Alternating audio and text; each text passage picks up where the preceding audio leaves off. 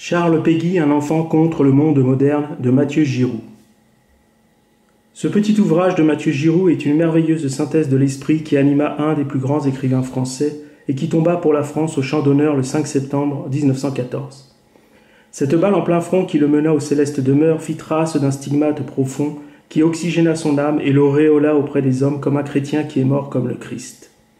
Et avant de mourir, il eut ces mots que le Christ a dit en son cœur « Ô mon Dieu, mes enfants !» Ce qui fera dire à Romain Rolland, il les adore comme des Jésus, il leur sacrifie même les saints. Page 11. Porter sur le monde le regard d'un enfant, voilà ce que nous rappelle Mathieu Giroux à propos de Charles Péguy. Page 13. L'auteur, journaliste et libraire, évoque cette qualité d'être que le Christ a recommandée pour entrer dans le royaume de son Père.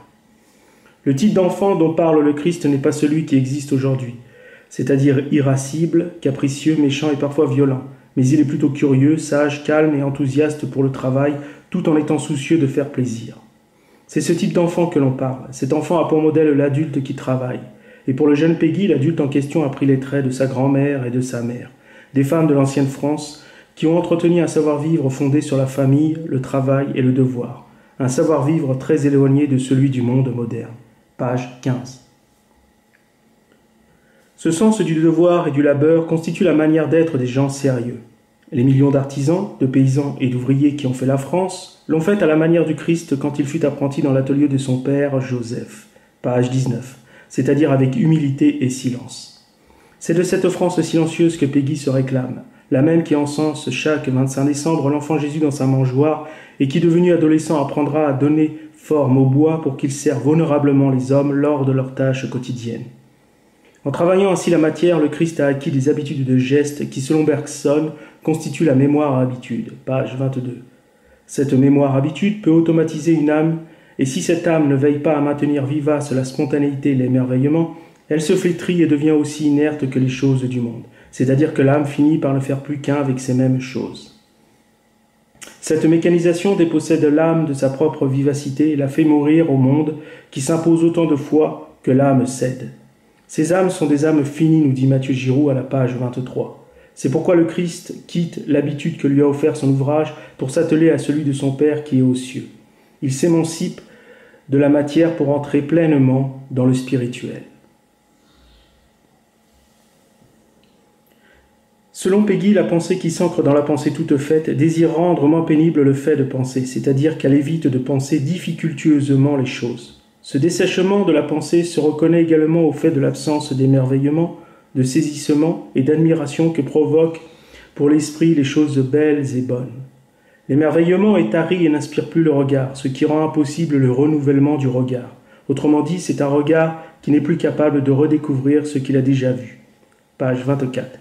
C'est donc avec un regard d'enfant qu'il faut observer le monde et le génie, nous dit Péguy, est une imitation de l'enfance. Page 25. En ce sens qu'elle n'est pas accoutumée et apprivoisée par le monde.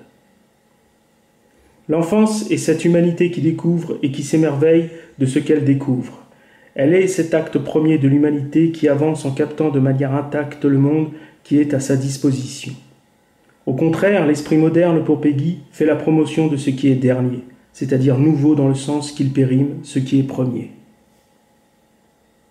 L'esprit moderne, c'est donc la préférence de ce qui naît et qui meurt aussitôt. L'esprit moderne ne s'émerveille que dans ce qui est neuf, parce que ce qui est neuf a ce privilège inné d'être vierge et innocent. Et l'incarnation parfaite de cet esprit moderne, nous dit Péguy, se nomme Ernest Renan, ici. Parce que Renan est le père d'une nouvelle vision du monde qui vient se substituer au christianisme. Page 31. Cette nouvelle vision du monde qui s'établit sur l'idée que la science est un Dieu qui vaut mieux que celui qui fut élevé sur une croix au mont Golgotha, périme le passé.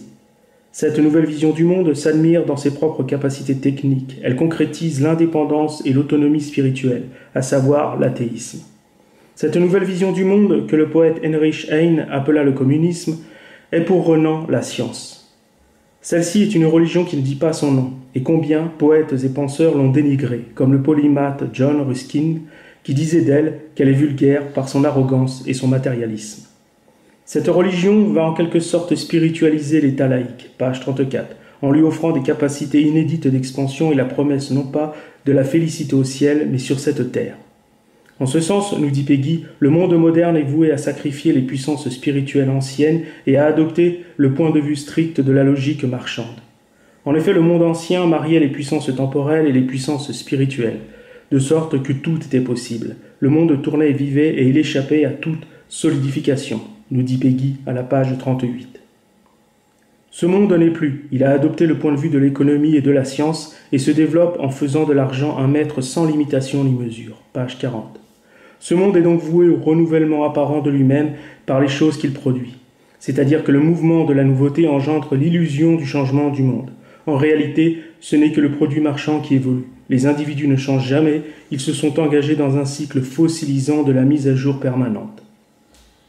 Leur esprit est capté par le remplacement de la marchandise et ce seul changement épargne l'individu du changement réel, à savoir la transformation spirituelle que l'âme a besoin pour trouver le salut. C'est donc la première fois dans l'histoire du monde que les puissances matérielles bougent d'un même mouvement et valsent autour de l'argent comme si ce fût un Dieu, et ce Dieu est désormais seul devant Dieu.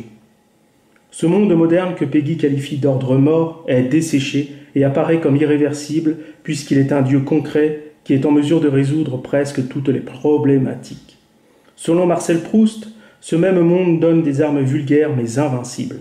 Ces mots qu'il fait dire à ce personnage nommé Violante, qui dans la nouvelle qui porte son nom est mise en scène comme un objet de luxe, sont révélateurs de la puissance d'attraction du monde sur les esprits. Nous verrons à ce propos, dans la toute prochaine fiche de lecture, ici,